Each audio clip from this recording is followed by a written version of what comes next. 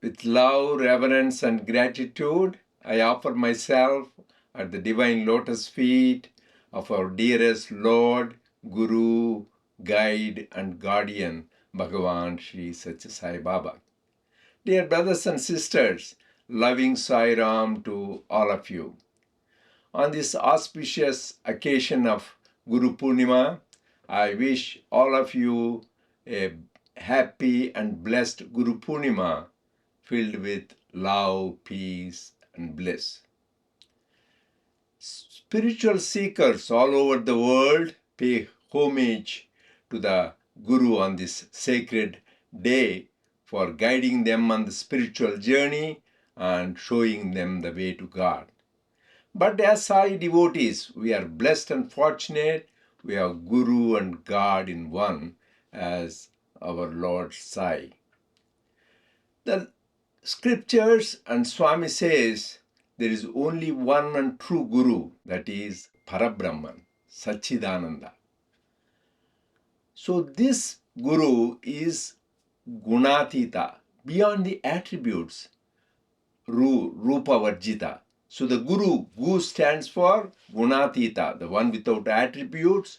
Ru stands for Rupa Varjita, without form. This Guru, as the one who has come to remove the darkness of ignorance and give us the light of wisdom. Gu standing for darkness and Ru for remover. So he removes the darkness of ignorance and gives us the light of wisdom. And he also shows us the Guri, the aim and goal of life.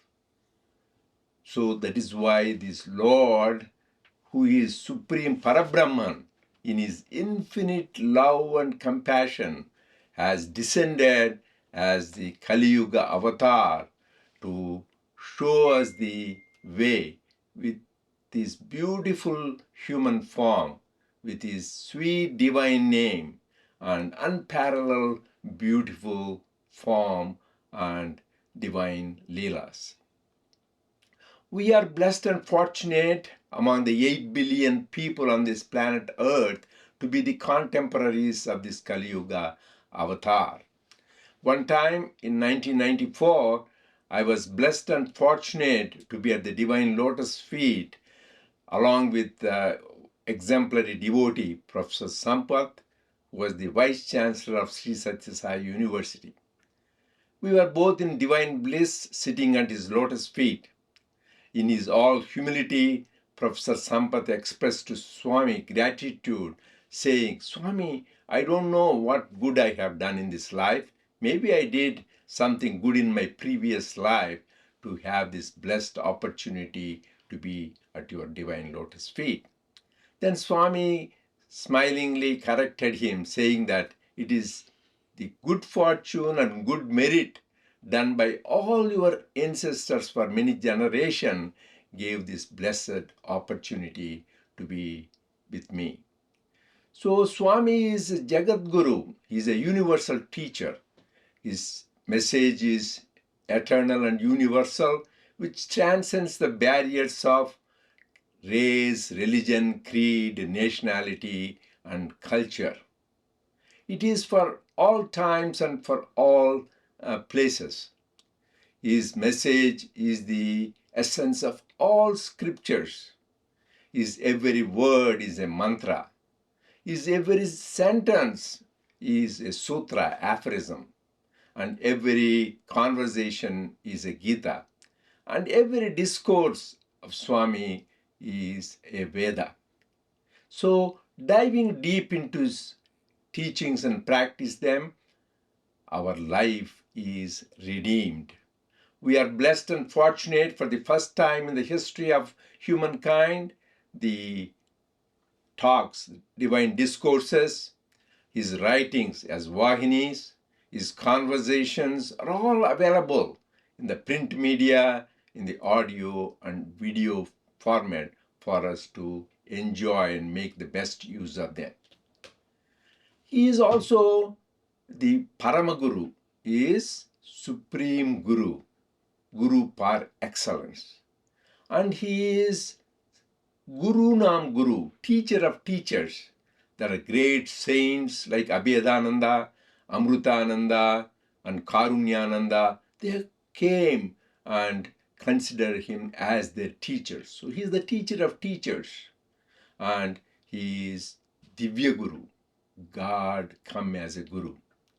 And he is Sadguru. He is the only true Guru, because Parabrahma Satchidananda is the only true Guru. He is guiding us in the path of truth. His very name implies his name is Sathya Sai Baba. His name includes truth, Satya. And he has come, as I said, to show us the Guri, the target or goal of our life. What is that? Swami said, the purpose of human life is to realize our innate divinity. Realize that we are truly divine love. We are divine bliss. We are the Atman or Brahman. Said we are all entitled to the degree or the qualification Amrutasya Putraha, children of immortality. That is what we should aim at. But how to get that degree, Swami has shown beautifully. Removal of immorality is the way to immortality. So, and he said, what is the immorality you need to remove? The 6 inner vices: selfish desire, anger, greed, attachment, pride, and jealousy. And Swami also said the obstacles for us not to be able to recognize our true nature there are 3 obstacles. One is called mala, that is the impurities, dirt. Second is vikshepana, that is the oscillation, agitation. And third is avarana, the covering of the truth. So he can give a beautiful example Swami gave. You go to a lake and you want to stand next to that and you see your reflection in the water. So when the water is clean, calm, and still, we can see our beautiful reflection. But where there is dirt in the water, you cannot see a reflection. That is mala. Or when there are ripples or waves in the water, our image is distorted. Or that is called vikshepana. Or third is when the water is covered by algae or moss, you cannot see the reflection. That is called avarana, coverage. And how to get rid of that so that we really know who we are, we know our real nature. Swami, our Supreme Guru, has shown us the way. First one, to get rid of the mala, the path is path of karma yoga, the path of selfless service. Swami emphasized that the best way to love God is love all, serve all. Swami said service is love in action. And he says service to man is service to God. And Jesus Christ has emphasized that when you serve the least of your brethren, you are serving me. Then how to serve? Swami said service is giving food, shelter, water, clothing, education, and health care to the people in need.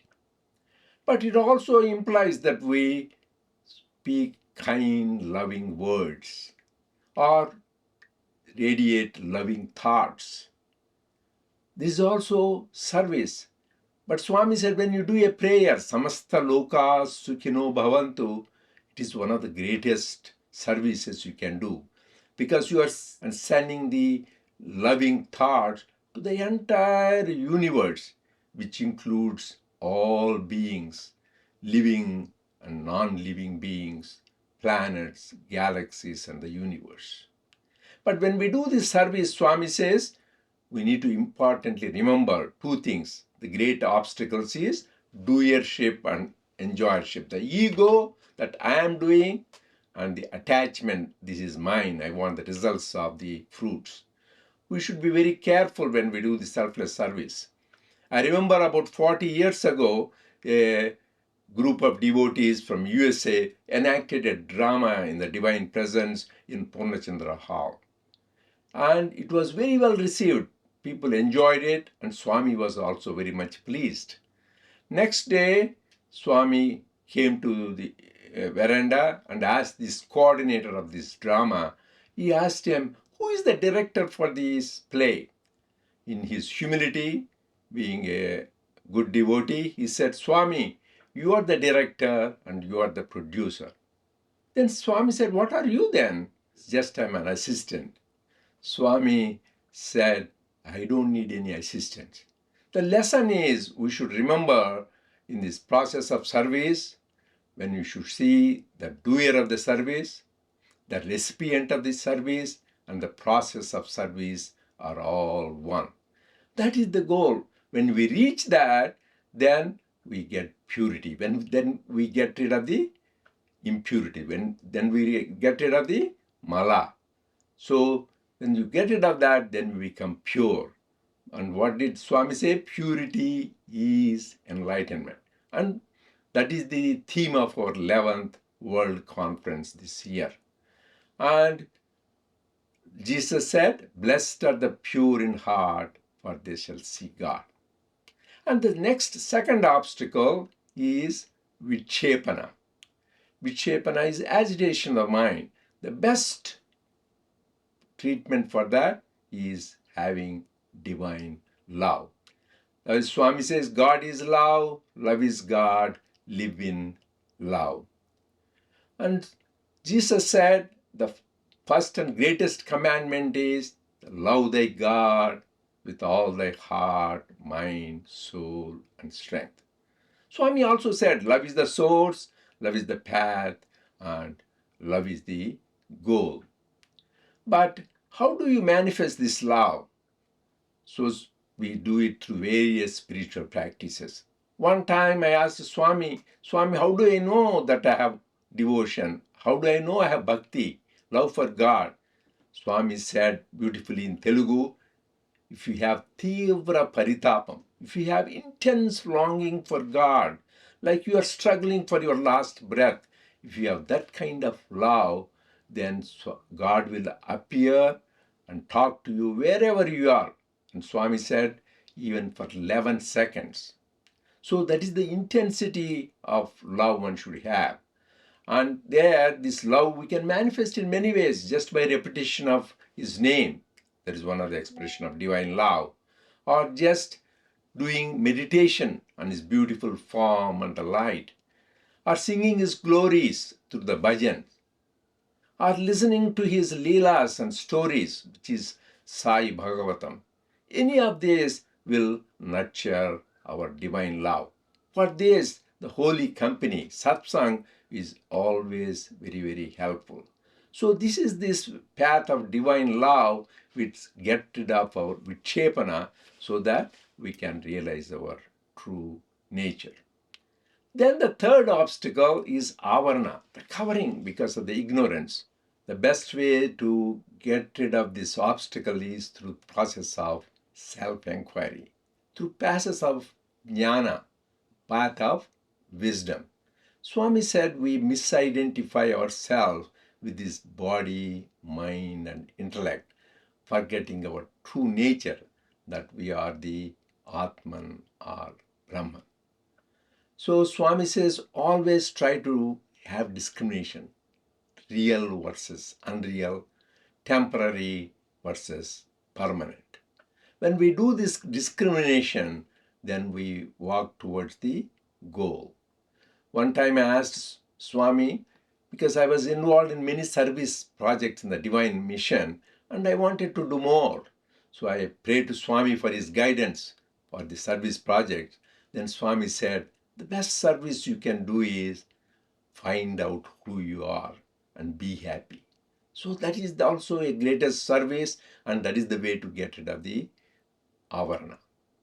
So either we follow the path of karma, selfless service to get rid of the mala, the impurities, or path of divine love to get rid of vikshepa, the agitations of the mind, or the path of self-inquiry to get rid of the avarana, the getting rid of the coverage of ignorance, we will reach the goal. I pray to Swami to bless all of us with absolute and unwavering faith and pure, unconditional, selfless love, so that we reach the supreme goal of self-realization in this very lifetime. Let us pay heed to the divine clarion call of Kathopanishad, Uttishtata Jagrata Prapya Varan Nibodhita. Arise, awake, and stop not till the goal is reached. Jai Sai Ram.